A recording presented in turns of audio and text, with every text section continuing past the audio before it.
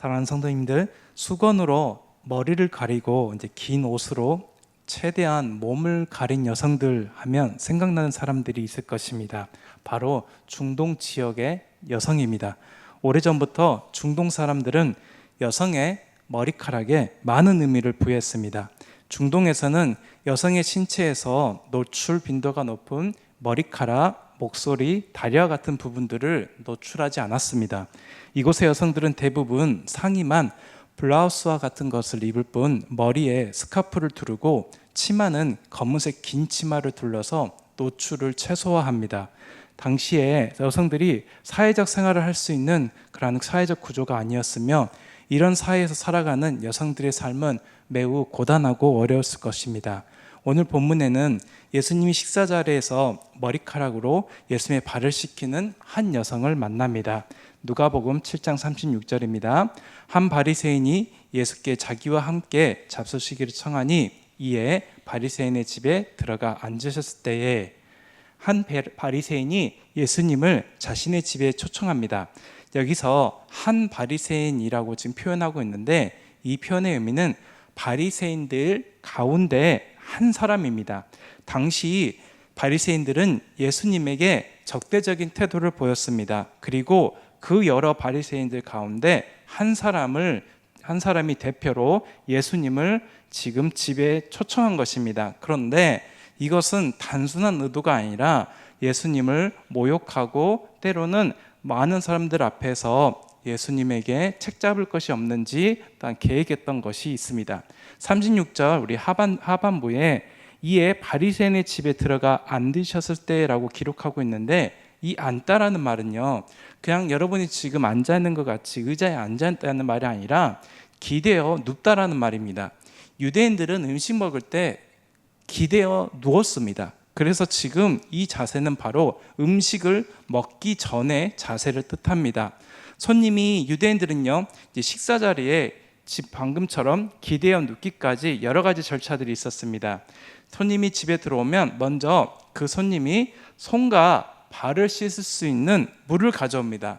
흙먼지가 날리는 환경에서 샌들을 신었던 발이 매우 지저분했을 것입니다. 그래서 손님이 씻을 수 있는 물을 내오는 것은 아주 중요하고 기본적인 관리였습니다. 손님이 손과 발을 씻은 다음에 주인은 손님을 반갑게 맞이합니다. 그것은 서로 입을 맞추는 인사인데 이것은 서로 볼을 어긋맞대며 하는 중동의 전통 인사법입니다. 주로 두세 번씩 주고받지만 아주 반가운 사람을 만나면 여러 번 걸쳐서 이제 볼을 맞대고 인사합니다. 때론 스승과 제자 사이에서 손에 입을 맞추기도 하는데 이는 스승에 대한 존경의 의미를 가지고 있습니다. 중동에서는 인사가 매우 중요합니다. 그래서 서로 인사를 나누는 것은 서로에 대해서 적대감이 없이 상대방을 환영한다는 것을 표현합니다. 손님을 환영하는 이제 마지막 순서로 올리브유를 제공합니다. 머리에 올리브 기름을 바르는 것은 흙먼지로 뒤집어 쓴 머리에 윤기가 흐르게 하고 지친 마음과 몸을 풀어주며 향균 작용을 하는 역할을 해줍니다. 올리브 기름이 흔한 중동에서는 당시 손님에게 올리브 기름을 제공한 것이 접대 관리였습니다. 이 모든 것이 식사를 하기 전의 순서였고 이후에 손님은 이제 식탁에 기대어 눕게 됐습니다. 주인은 손님에게 이런 것들을 제공해서 자신이 얼마나 손님을 환대하고 있으며 또 손님은 그런 환대를 받음으로 자기의 체면이 얼마나 높아져 있는지를 알 수 있습니다. 하지만 오늘 본문에서는요, 예수님을 초대한 바리새인은요, 이와 같은 모든 과정을 생각했습니다. 그리고 이런 귀빈을 모시는 식사 자리는 사실상 마을의 공개적인 행사였습니다. 1세기 공동체에서는요, 이런 행사에서는 단순히 귀빈들만 참석하는 것이 아니라 마을의 모든 사람이 참석했습니다. 마을 주민들은 함께 식사하고 귀빈석에서 오고 가는 대화들을 들을 수 있었습니다. 그리고 잔치의 구석에는 당시 공동체에서 버림받은 이런 사람들, 흔히 율법에서 죄인들이라고 이렇게 취급받는 사람들에게까지 자리를 제공했습니다. 마태복음 22장에 나와 있는 혼인잔치 비유에 그런 모습이 잘 보입니다. 그런 일들을 통해 주인은 자신이 죄인들에게까지 호의를 베푸는 사람이라는 것을 자랑 삼아서 널리 선전했습니다. 오늘 바리새인도 잔치를 주관하면서 이러한 죄인들까지 자리를 내어주었던 것입니다. 이렇게 마을 사람들까지 모인 식사 자리에서 예수님은요, 그야말로 흙먼지가 머리부터 발끝까지 뒤집어 써서 이제 식탁에 앉은 것입니다. 다른 사람들은 정갈하고 깔끔한 모습으로 자리를 잡고 기대어 앉아 있지만 예수는 먼지가 가득한 모습으로, 그리고 아무런 한 대도 받지 않고 공개적으로 망신을 당하고 계신 것입니다. 결론적으로 시몬은 예수님에게 대단히 큰 결례를 범하고 있는 것입니다. 근데 근동 지방에서 모래가 만나 손님이 왔을 때 시원한 냉수로 목을 축이고 발을 씻도록 해야 됐으며, 또한 시몬은 마땅히 예수님에게 발 씻을 물을 주어야 됐지만 주지도 않았습니다. 그리고 자기를 찾아온 손님에게 입 맞추고 기름을 붓는 등의 기본적인 예의를 지켜야 함에도 불구하고 지키지 않았던 것입니다. 시몬은 예수님을 자신의 집에 식사 자리에 초청하면서 예수님에 대한 사랑과 존경을 표현하는 것이 아니라 단지 예수님을 시험하고 잘못한 것은 없는지 그 구실을 찾기 위한 의도라는 것이 분명합니다. 그런데 더 우리가 주의해서 볼 것은 예수님은 처음부터 이러한 시몬의 생각을 모르고 계셨을까라고 우리가 질문할 수 있습니다. 하지만 예수님은 이 모든 것을 다 알고 계셨습니다. 그럼에도 불구하고 시몬의 초대에 응답하셨습니다. 왜 그러셨냐면 지금 이 자리에 찾아올 한 여인을 예수님께서는 알고 계셨기 때문입니다. 세상의 천국잔치에서 예수님은 환영받지 못했지만 이 세상의 천국잔치에서, 세상의 그 잔치 자리에서 하늘의 천국잔치의 그 진리와 그 온전하신 원리를 가르치고 싶었기 때문입니다. 예수님은 시몬의 불순한 의도를 아셨지만 개의치 않으셨습니다. 그 식사 자리에 참여하셔서 시몬이 사랑과 용서에 감사하는 눈물을 흘리는 여인을 향해 냉랭한 시선으로 바라볼 때까지 결코 내색하지 않으셨습니다. 7장 37절입니다. 그 동네에 죄를 지은 한 여자가 있어 예수께서 바리새인의 집에 앉아 계심을 알고 향유 닦은 옥합을 가지고 와서, 예수님 주변에는 많은 사람이 몰려들었습니다. 그리고 지금 본문처럼 한 여인이 주님을 찾아온 것은 평범할 수도 있습니다. 하지만 오늘 본문에서 이 여인이 누구이고 당시의 배경에서 이 사건이 어떤 의미가 있는지 살펴보는 것은 중요합니다. 이 잔치에 참석한 이 여인은 그야말로 동네에서 잘 알려진 죄인이었습니다. 잔치 음식을 먹고자 이 여인이 참석한 것이 아니라 사실 예수님을 만나고자 이곳에 왔던 것입니다. 그런데 37절에서 이 한 여자를 무엇으로 말하고 있냐면요, 죄인이라고 표현하고 있습니다. 이 죄인에 해당하는 단어는 관역에서 빗나가다라는 뜻에서 유래한 단어입니다. 이 여인은 유대인들이 지극히 혐오하던 죄인이었습니다. 그리고 유대 사회에서는 한 인격체로 대우를 받지 못했을 것입니다. 그렇다면 이처럼 사람들로부터 경멸과 배척을 받던 죄인인 한 여인이 아무도 초청하지 않은 이 자리임에도 불구하고 다른 사람의 집에 들어섰던 것입니다. 그것도 종교적으로 엄격하고 까다롭기로 소문난 이 바리새인의 집에 찾아온 것이 과연 쉬운 일이었겠습니까?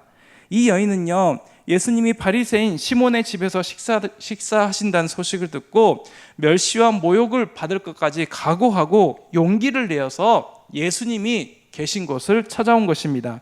아마도 이 여인은 평소에 주님을 만나기 원했지만 기회를 얻지 못하다가 예수님이 오신다는 소식을 듣자 이와 같이 찾아온 것인지도 모릅니다.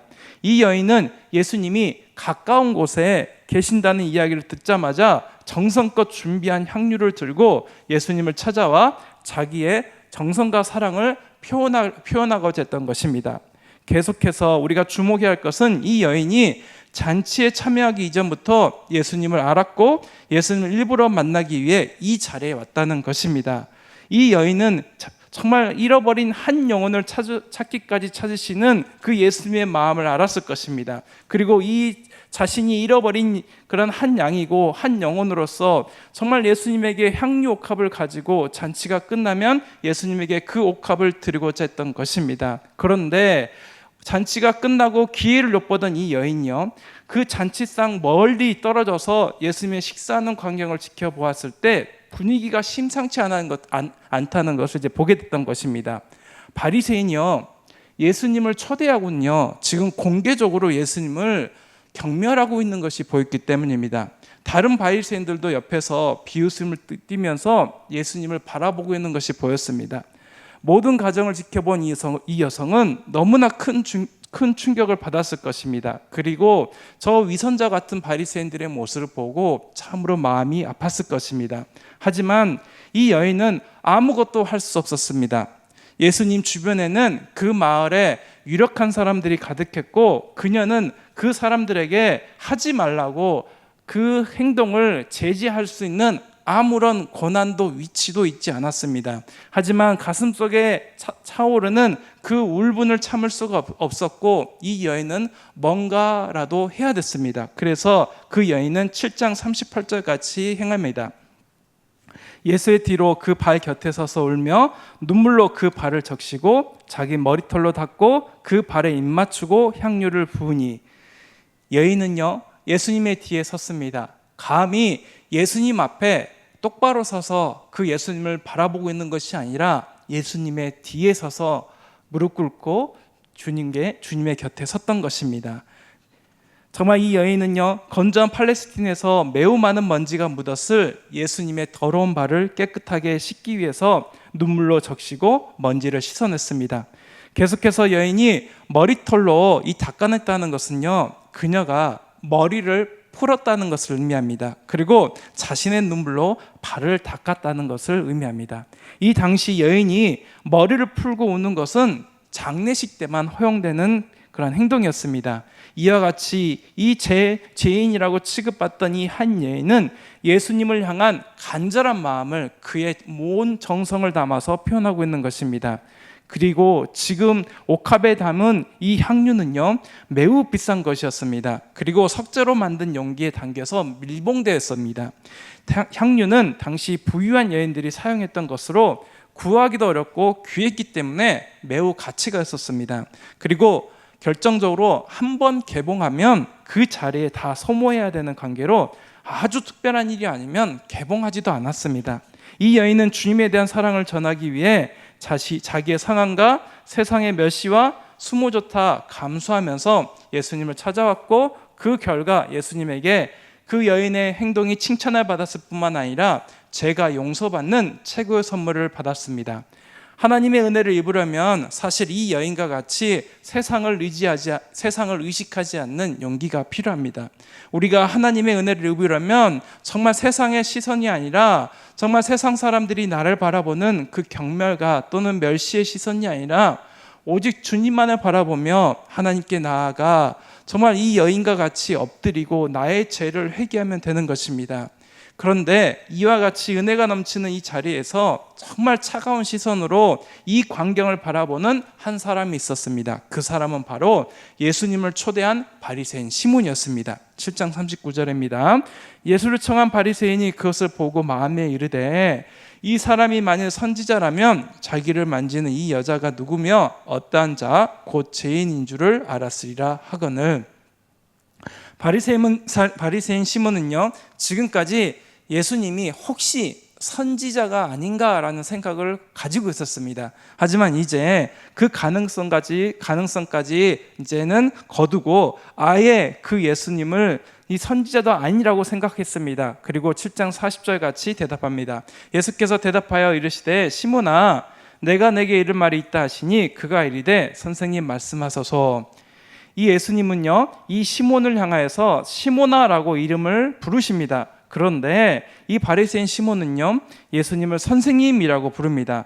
예수님은 바리새인을 향해서 정말 부드러운 말투로 그의 이름을 불러주시면서 자신을 초대한 바리새인 시몬에게 그 마음에 담을 허물려고 하셨습니다.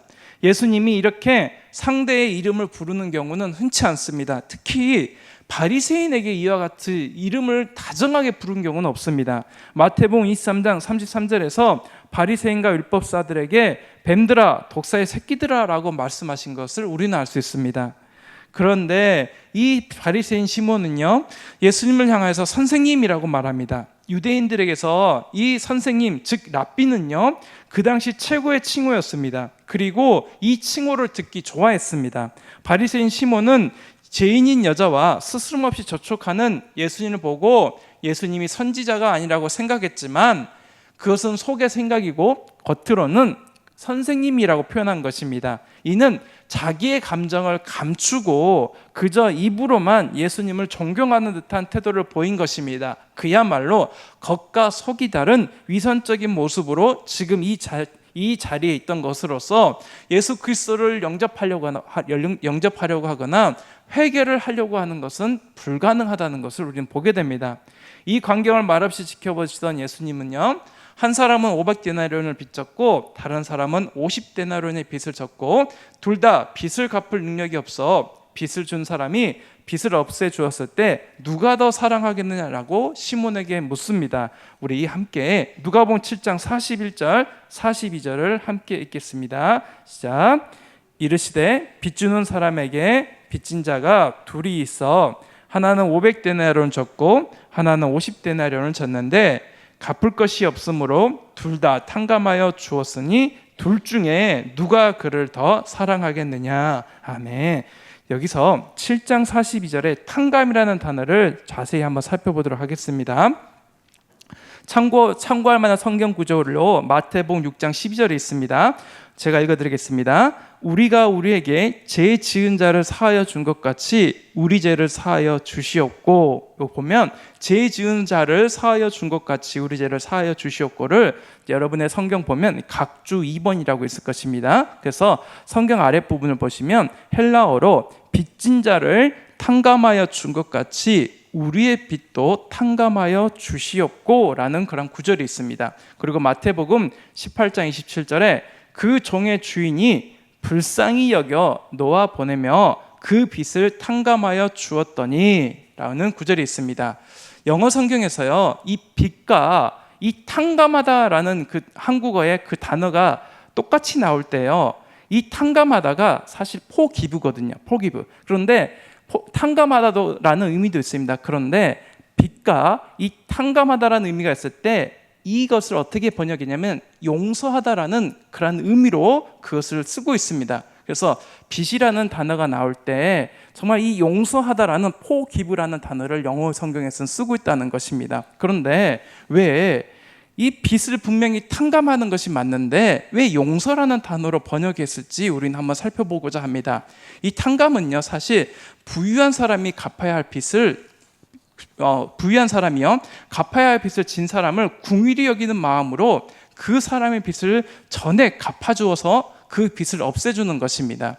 그래서 마태복음 18장 27절에서도 탕감해줬던 그 주인의 마음이 어떠했냐면요, 불쌍히 여겼다라고 말합니다. 영어 성경에는 컴패션이라고 말하고 있습니다. 즉 상대방의 감정과 어려움과 고난을 함께 느끼고 공감하고 있다는 것입니다.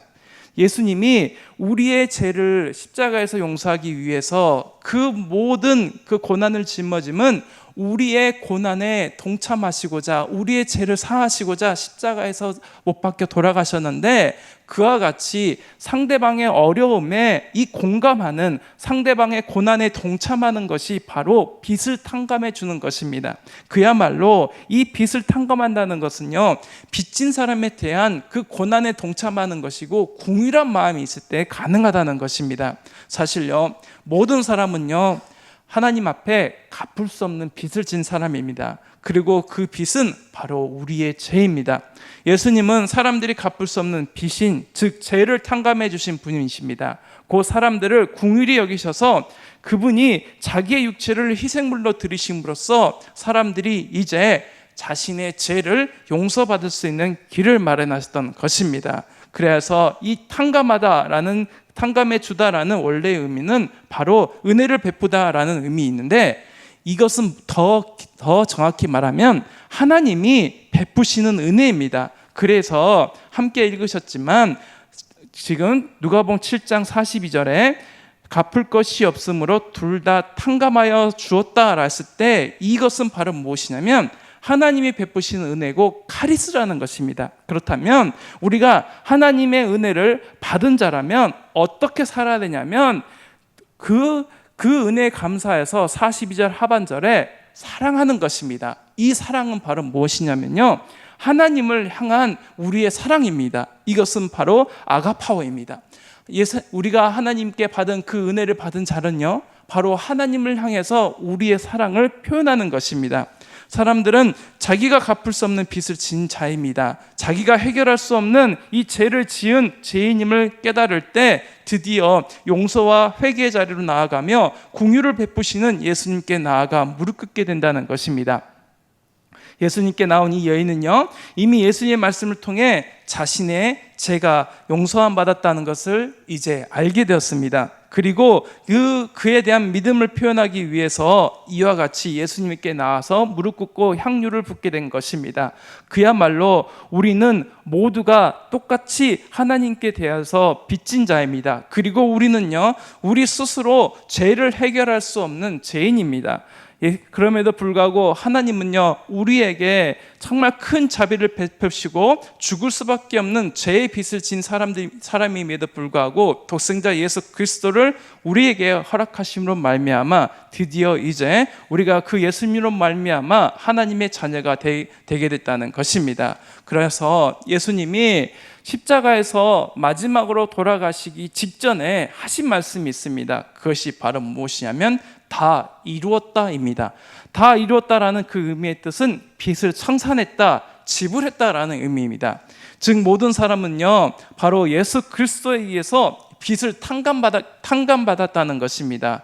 그것은 아무리 신실하게 종교 생활을 한 바리새인을 할지라도 그 또한 빚을 탕감받은 한 사람에 불과하다는 것입니다. 그렇지만 그럼에도 불구하고 우리는요, 내가 가진 조건, 세상에서 가지고 있는 여러 가지 것들로 인하여서 나보다 못한 사람을 때로는 경멸하고 그가 죄인이라고 우리 또한 말하고 있지는 않은지 돌아봐야 된다는 것입니다. 오늘날에도 우리 주위에는 시몬이나 바리새인들처럼 자신이 가지고 있는 학력이나 재산이나 지위나 미묘 등 수많은 기준으로 이웃을 업신여기고 상대적으로 우월감을 느끼기도 합니다. 하지만 아무리 사람들이 자기가 가진 것을 비교하며 자랑해도 결국 하나님 앞에서는 아무것도 자랑할 것이 없습니다. 하나님의 의와 영광과 비교할 때 우리 모두는 다 같이 죄인이요 헐벗고 가난하며 연약하고 추한 자들일 뿐입니다. 요한계시록 3장 17절, 내가 말하기를 나는 부자라 부요하여 부족한 것이 없다 하나 공고한 것과 가련한 것과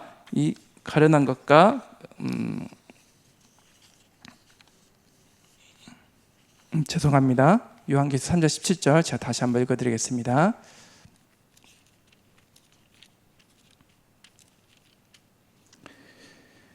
내가 말하기를 나는 부자라 부유하여 부정한 것이 없다 하나 내가 공고한 것과 가련한 것과 가난한 것과 눈먼 것과 벌거벗은 것을 알지 못하는도다 라는 말씀이 있습니다.